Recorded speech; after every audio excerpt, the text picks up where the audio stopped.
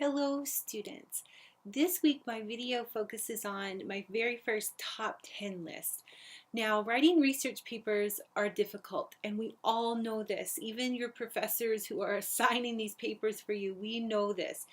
And really, anytime you're writing in academia, and you're required to use sources, it's going to be similar to writing a research paper to a certain extent. A research paper certainly has more sources and is more focused on the research, but there are lots of situations in academic writing where you have to integrate source material. So you have to do things like quote, paraphrase, summarize, and cite responsibly.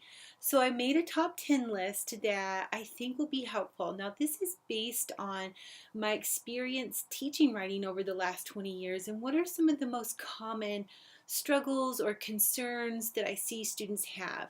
Now, going back to how difficult this is, we know it's very difficult. It does take a significant cognitive load to be able to read all this information, synthesize it, put it together, integrate it into your own thinking, and then present it clearly and efficiently in your own piece.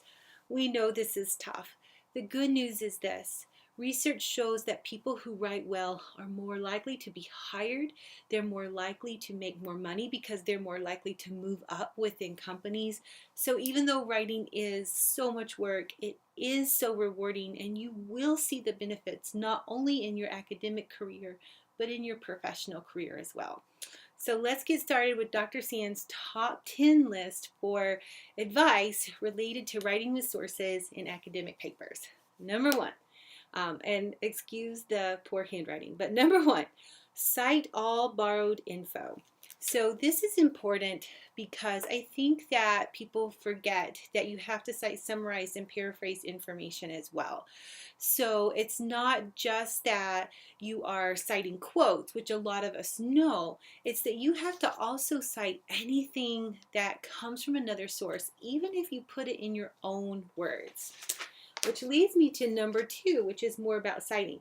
Cite anything that is not common knowledge.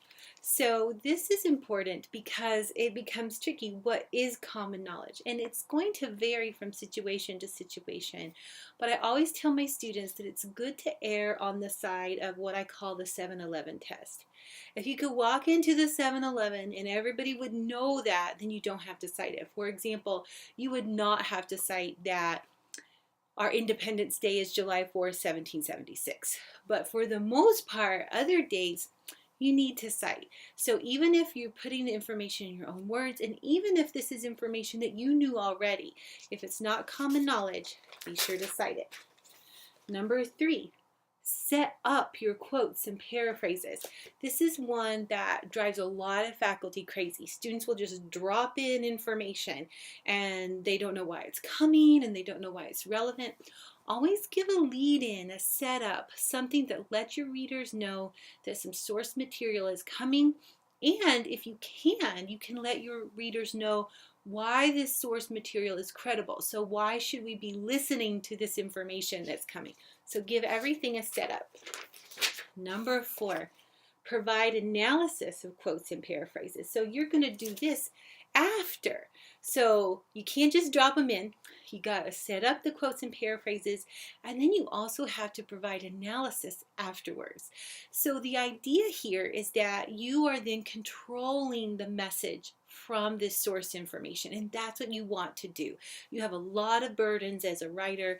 One of them is to make sure that you're controlling the message that your audience is getting from your research, and providing analysis after all quotes and paraphrases is a great way to do that. Number five, when you paraphrase, change the sentence structure. Paraphrasing is one of the most difficult aspects of academic writing. I think everybody kind of knows this. Not only do you have to change the wording of the quote, you have to actually change the sentence structure. You really have to, in order to paraphrase effectively and responsibly, you have to take in the information, process it, and then spit it back out in your own words, in your own structure.